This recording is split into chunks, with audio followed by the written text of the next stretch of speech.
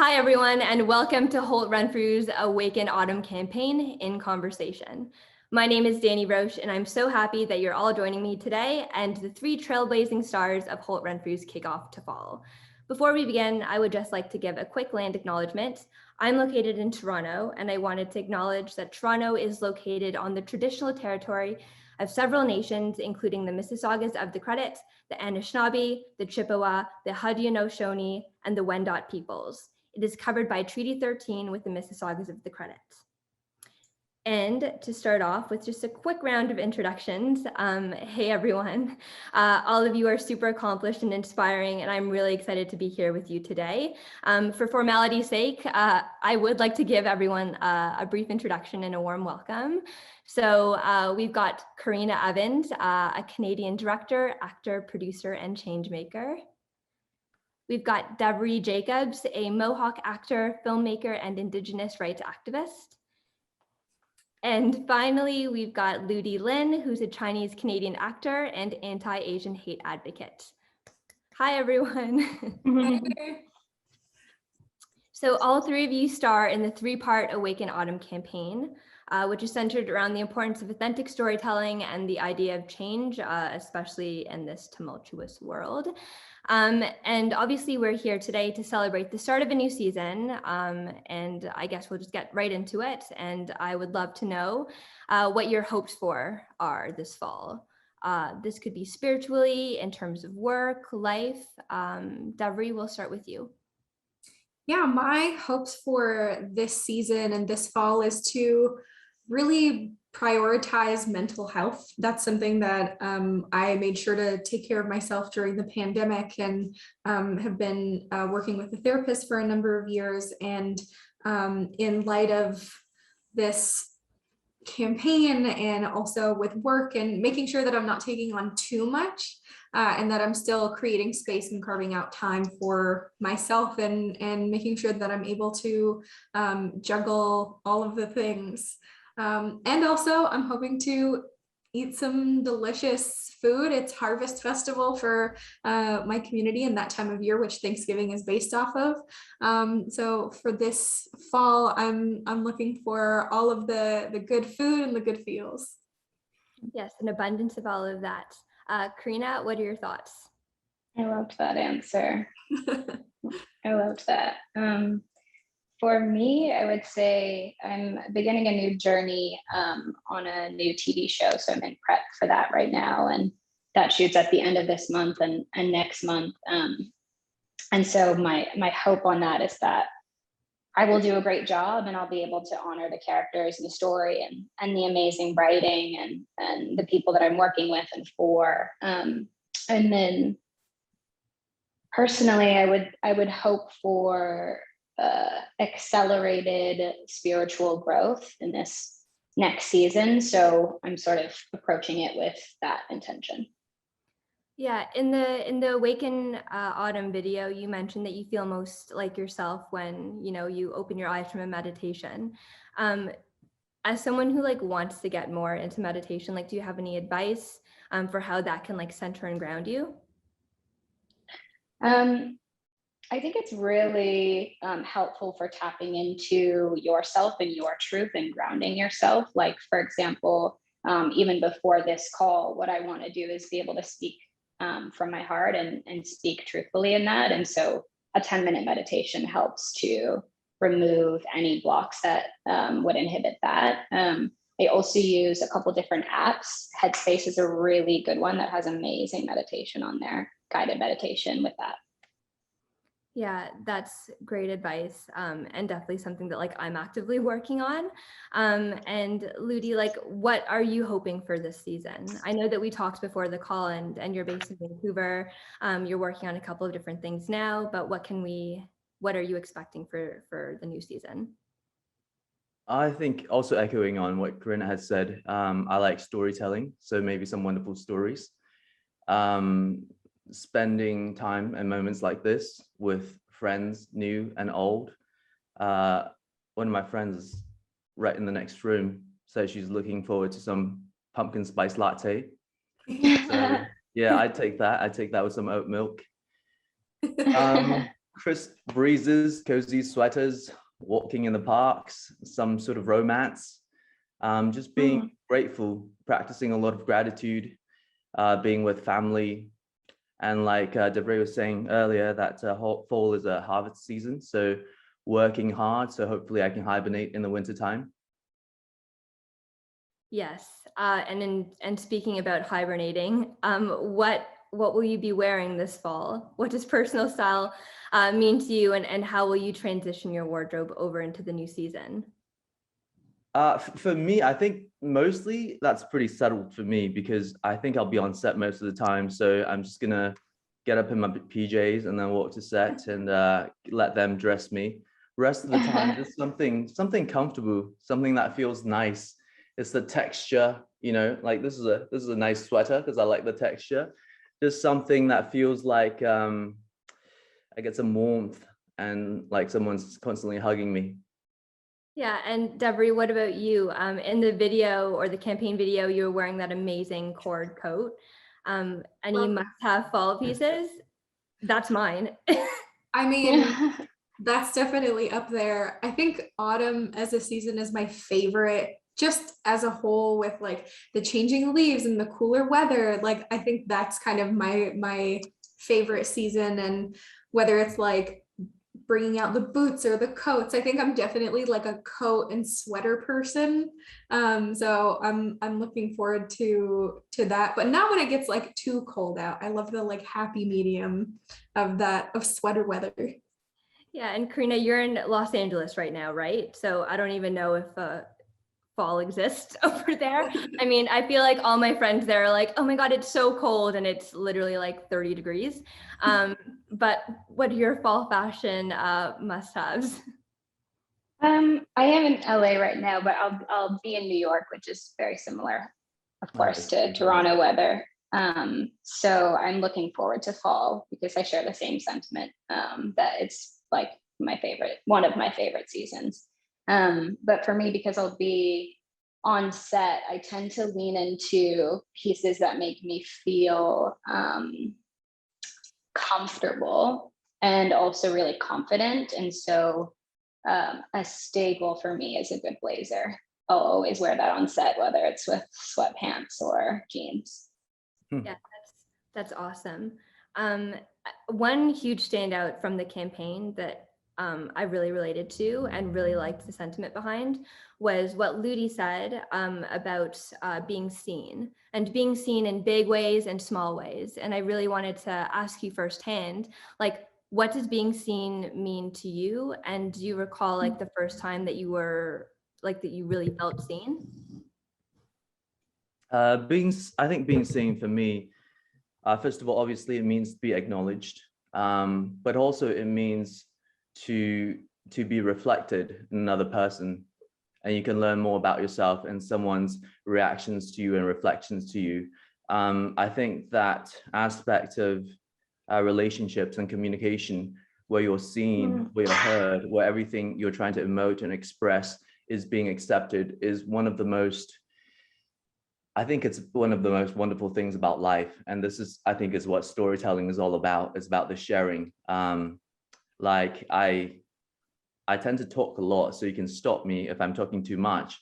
But I do think that I hope you could do it in a gentle way, because I think interrupting someone in the midst of a story, or in a way that they're trying to express themselves to be seen, is really, really hurtful, really damaging. So being seen, acknowledging it, being heard, acknowledging it, for me is like one of the most magical and fundamental things about living. So in your current, career, your personal life, like, and this goes out to all of you, like, do you still feel like you're consistently being seen even as your careers grow and build? I can answer that. I am noticing a bit of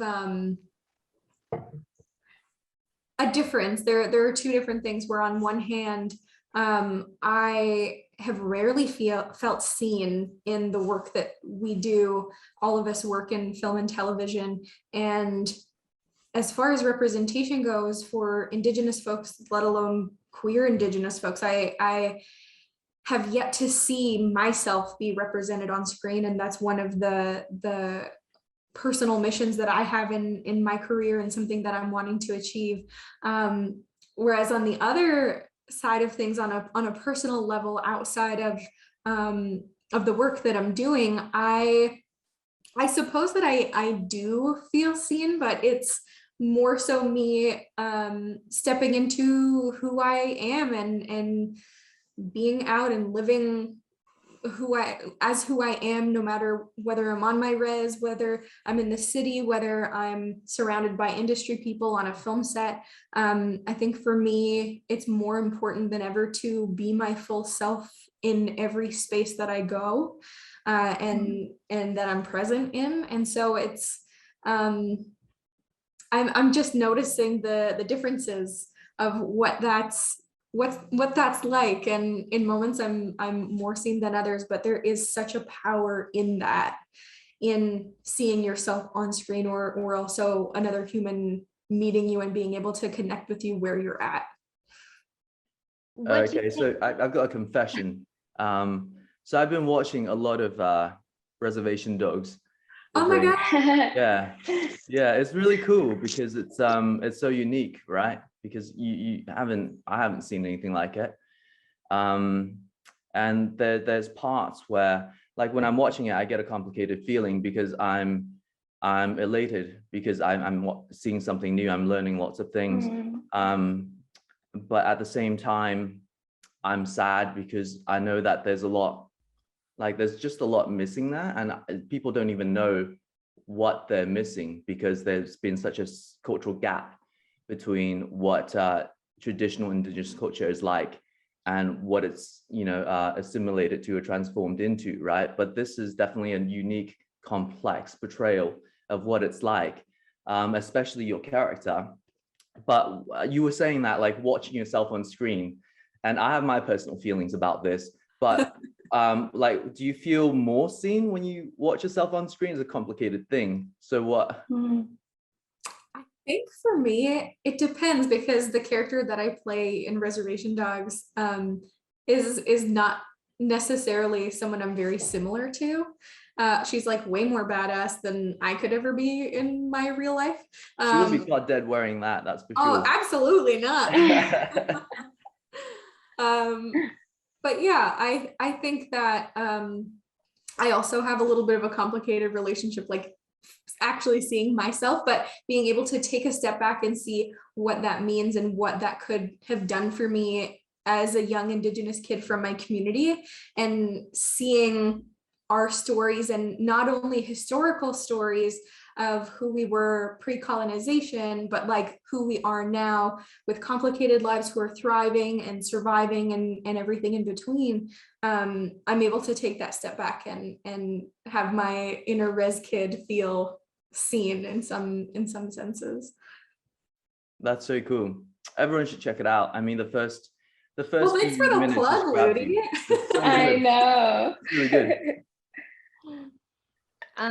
So with all of that said, like, I know that this is a very like complicated, like, there's a lot of moving parts to like actually see change in the entertainment industry. But what do you think one thing that could happen or change to, help with Indigenous stories, Indigenous queer stories, and then beyond, to anyone who feels like marginalized or tokenized? Like, what's the fundamental thing that needs to change? I spoke about this a little bit with the Awaken Autumn campaign, and this is something that I've spoken about in a lot of the work that I've done, is that it needs to come from the top down. There can't only be positions of diversity filled in the day players and actors and directors and writers. It has to come from people who hold positions of power. And I think if you were to hire a studio executive and it be someone from a marginalized community, your show will inherently be more diverse. It'll have lasting impacts, and then there will be more there'll be more drive and demand for the story from the get-go, as opposed to filling slots with brown actors. And so for me, what I want to see and what I know will create lasting changes by having people from marginalized communities, BIPOC folks, queer folks, LGBTQ folks in positions of power and in studios and networks. I really hope to see those changes, and, you know, like all the work that you individually do, and everything of yourselves that you put into your work and, you know, you share with your communities, I think is remarkable and amazing. And I have a question for those, you know, like in the audience who are maybe struggling with their identities and struggling with how to like actually be outspoken and, you know, speak up in meaningful ways. The work that you do currently for your communities, the conversations that you do have that might be difficult and challenging, is that something that you are always comfortable with doing? What's some advice that you have for people who are struggling to make that transition and really advocate for themselves? My personal feeling about it is it does start with yourself, taking care of yourself, which goes back to the mental health piece, but also educating yourself. And in doing that, I think you're able to remove your own blocks and biases to be able to become a clear channel to speak truth and to make way for change in that. And you know, it isn't easy. I would agree with you. And I think it does take a necessary degree of courage and fearlessness, but that doesn't mean that the anxiety or the fear aren't there. I think it's about, again, circling back to what I said about taking care of yourself. Like, for example, a trick, if you will, that I learned from an actress rather, that I just worked with on a show in Toronto. Her name is Missy Pyle. What she does is she rubs her heart if ever she's feeling like it's closing, or like she's getting nervous, or she's getting in her head, or she's insecure. She rubs her heart and says a affirmation or a mantra to herself. And I've now stolen that from her. And I can say to myself, if I'm, you know, starting to get fuzzy in my mind, like, I accept myself and I love myself wholeheartedly, and I'm here to serve a purpose, and let me be open to that purpose. That's nice. We Yeah, should make a patch for that. everyone can do that. You just wear on your clothes. Remind yourself to do that once in a while. I learned something similar on a Korean drama where you go like this. I don't know if this is a real psychological thing, but it sure works. And then you just pat yourself like that. I think it's called a butterfly hug. Yeah, that's nice. That really We could everyone start a routine. We could do one of those the recess exercises like in school. You rub, hug yourself, give yourself a pat on the back, self high five. It really does come down to that, Karena. Like it comes down to yourself and like finding it in yourself to be confident and to know what you believe in, and to not be scared of all the external factors that like make you feel otherwise. But yeah, I think especially like after the couple of years that we've just had, and all of these issues that have been brought to light, and all of the, you know, political uprise, and the amount of people on social media that are outspoken and sharing their stories, like all of those small things just contribute to like what we're aware of, and like how we move through life being a little bit more aware. So thank you guys for sharing those little tricks and like grounding exercises. I think it really just comes down to, we should all meditate, and we should all make sure that we can tell ourselves that we love ourselves. Karena, I watched a few of your interviews today, and I noticed, you know, going back to storytelling, you mentioned that growing up, you were very much drawn to fairy tales and stories that really shaped your childhood. Are there any, like, I know that you're working on a bunch of projects right now and you have many under your belt, but are there other stories or a story that you have yet to tell that you would like to? That's a big question. There's so many stories that I'm interested in exploring and fascinated by. I think what I can say is that the two features that I'm developing at the moment, I'm really, really excited about those stories. I can't necessarily say a lot about them, but it does feel as though all the experiences and lessons and growing pains that have led up to this point are to equip me with the tools and the language and the understanding and the wisdom and just the even tricks to open up and be able to tell those two stories. Yeah. Ludi, like, what about you? Knowing that you've had a busy couple of years and you're working on some things currently, how do you use your activism to help tell the stories that are on screen? Yeah, I think it's just so natural. It's not even like, if you have to coin it with a word, it's activism. But activism to me is just sharing what you've experienced that no one else has ever seen, or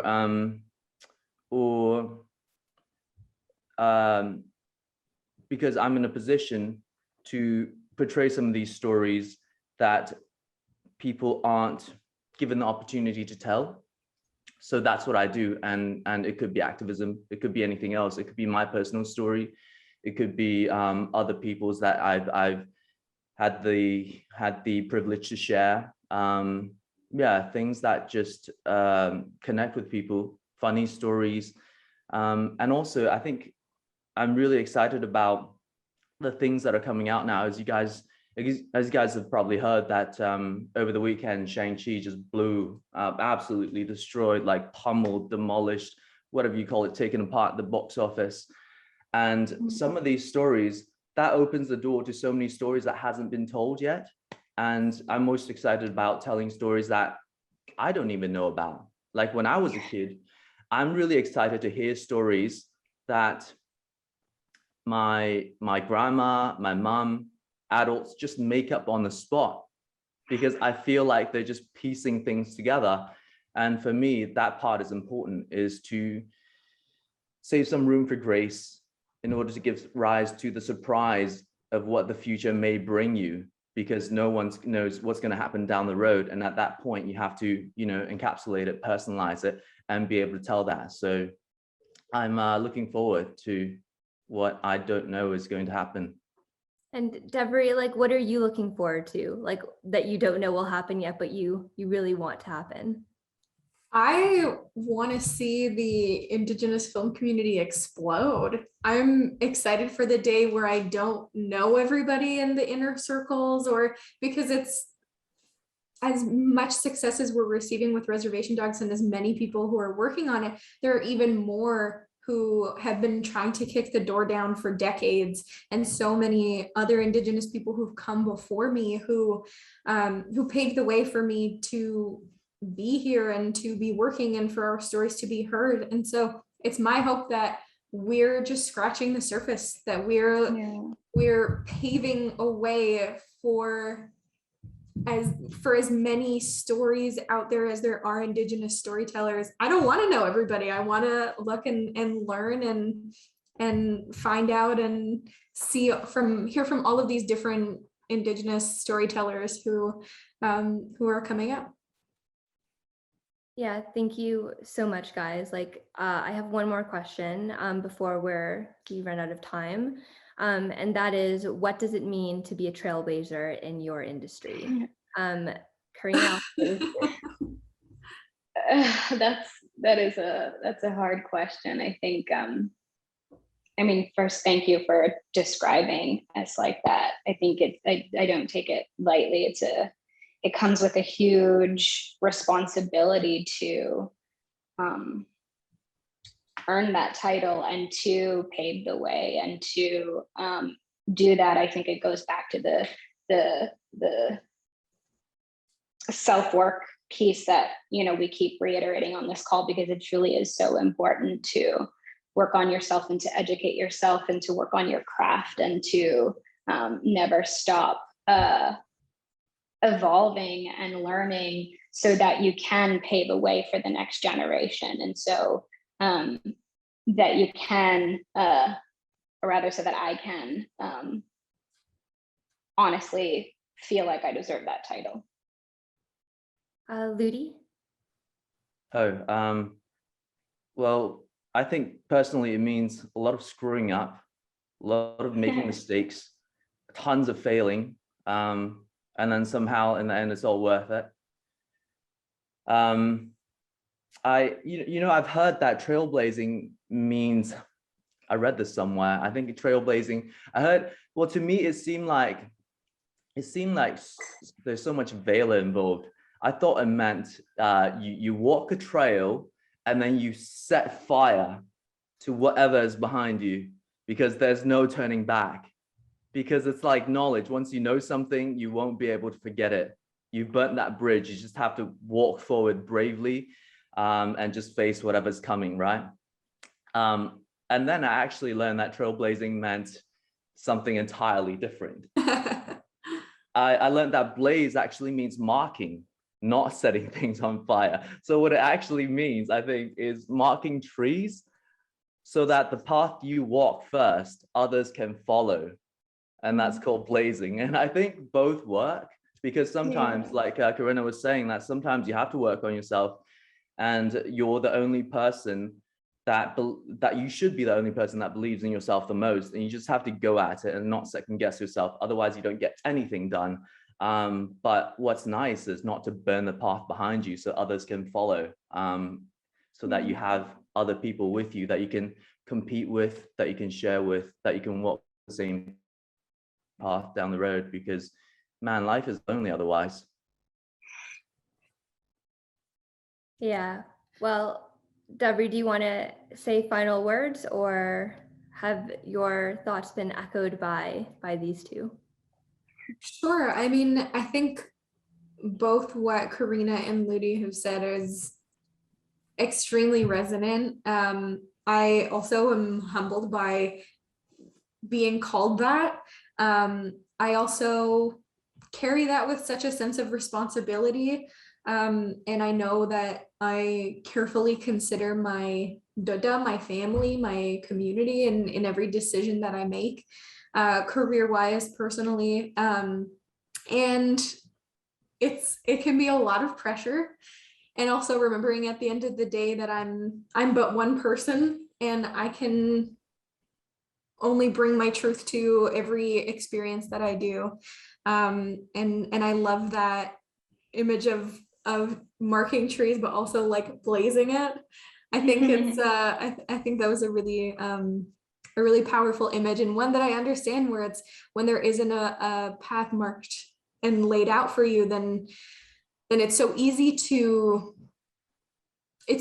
make mistakes or not necessarily make the right decisions in the moment. But it's all part of the process, and it's all in the hopes that you will be surrounded by your community on the other side of it, because what is the point of breaking through a glass ceiling if you're going to be alone on the other side of it? You want to bring as many of your community members through with you, so that you're creating a whole entire subset and not an entire industry within that. So I'm so inspired by you too. Thank you so much.